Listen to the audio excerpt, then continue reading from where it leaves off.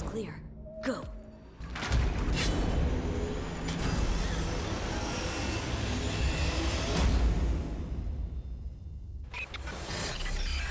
Welcome back, Chumba, for more Cyberpunk 2077 news and details. Today I will be covering updates from CD Projekt Red, the initial steps of a marketing campaign involving Sony, additional information from Mike Pondsmith and Art Alsorian Games on the upcoming Cyberpunk Red, and the timeline to Cyberpunk 2077, as well as some other items of interest. Now that the formalities are out of the way, CD Projekt Red confirmed that Konrad Tomaszkiewicz, who was one of a trio of creative directors on The Witcher 3 and its expansion packs, including Mateusz Kanik and Sebastian Stempien, has joined the Cyberpunk 2077 team. In January, it was revealed that Sebastian Stempien, who was also a narrative and setting director on Cyberpunk 2077, had left CD Projekt Red to work for Blizzard. Since February, Tomaszkiewicz has taken on the roles of Vice President of Game Development and Design Director for Cyberpunk 2077. He started working with CD Projekt Red as a junior tester on the original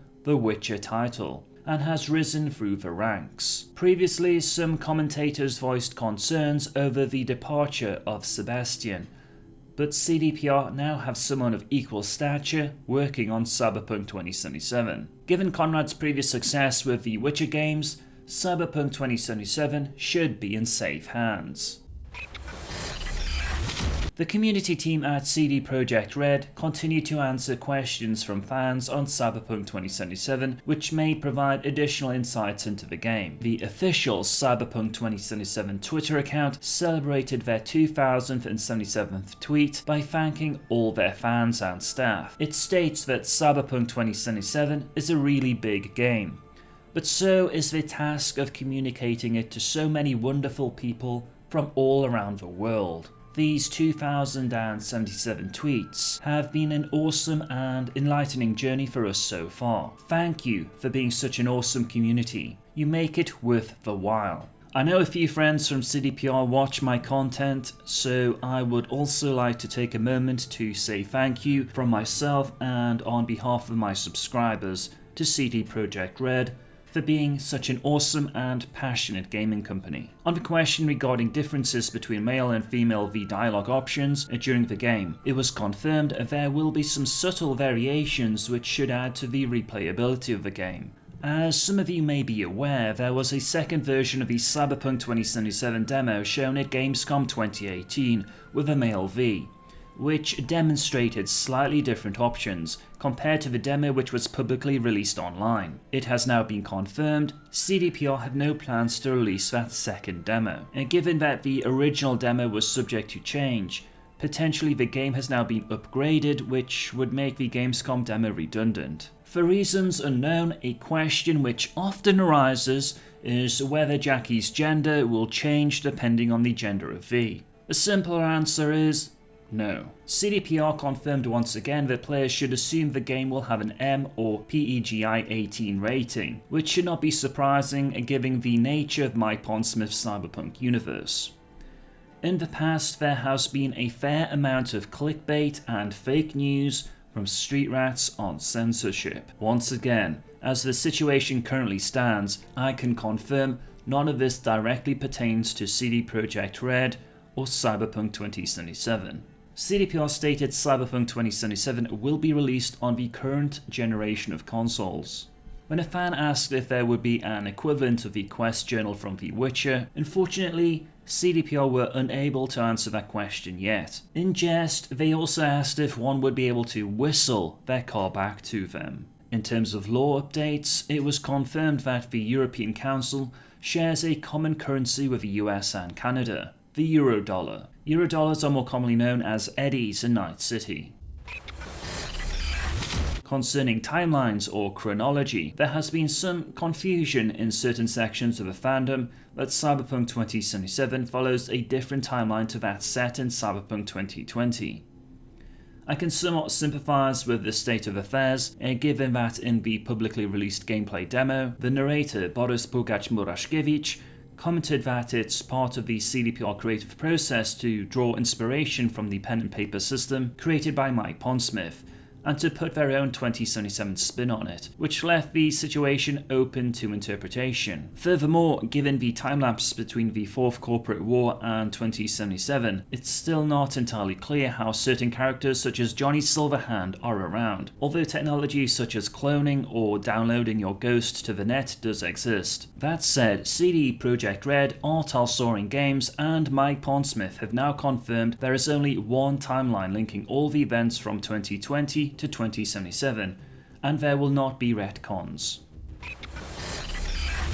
In terms of details of the upcoming Cyberpunk Red pen and paper game, Mike Pondsmith cites one of the biggest modifications to gameplay will be that the reflex stat has been split into two. Previously, many players would stack all their points into reflex, basically becoming godlike in combat. Mike also stated he did not want to repeat Blade Runner tropes or something similar, and wants his cyberpunk world to feel like something that could actually happen. As mentioned previously, Mike's goal is creating a synchronous universe, so if someone starts with Cyberpunk Red, they can ask themselves what happens to this character or corporation, and subsequently find answers in Cyberpunk 2077 and vice versa. Significant changes will also be made to the Netrunner class. Back when many played Cyberpunk 2020, there were issues with Netrunners. For instance, if the Netrunner entered cyberspace, this would leave other players with little to do. You might ask, what is the relevance of this to Cyberpunk 2077? Well, Mike felt the need to change the way netrunning works with Cyberpunk Red, and this will subsequently be reflected in netrunning skills in 2077. Therefore, flying through cyberspace might not necessarily be an option as previously thought. Mike explained that when William Gibson covered the net, he wasn't a computer programmer, and as a result he did not fully understand that while architecture would be cinematic, he did not have to consider gameplay. Furthermore, when Mike wrote Cyberpunk 2013, the net was basically in its infancy. He now has a far better understanding of how it works.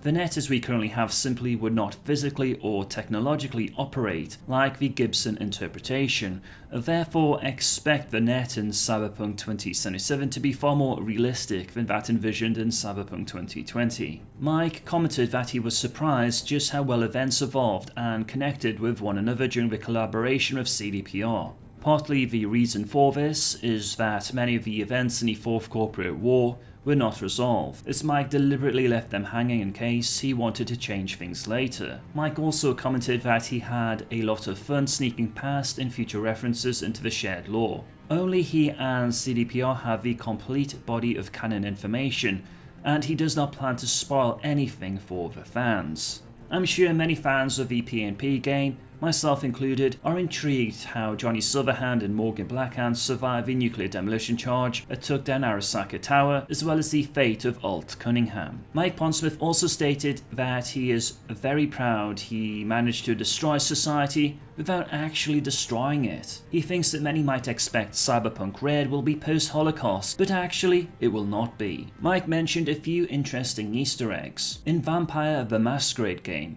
when creating your character, you have the option of picking the computer skill. If you max the computer skill, it states, "Why aren't you playing Cyberpunk 2020? Secondly, he revealed that the cover of Cyberpunk 2013 is actually a homage to the first edition of the Black Box Traveler game, with the black-white-red combination and Johnny Silverhand quote.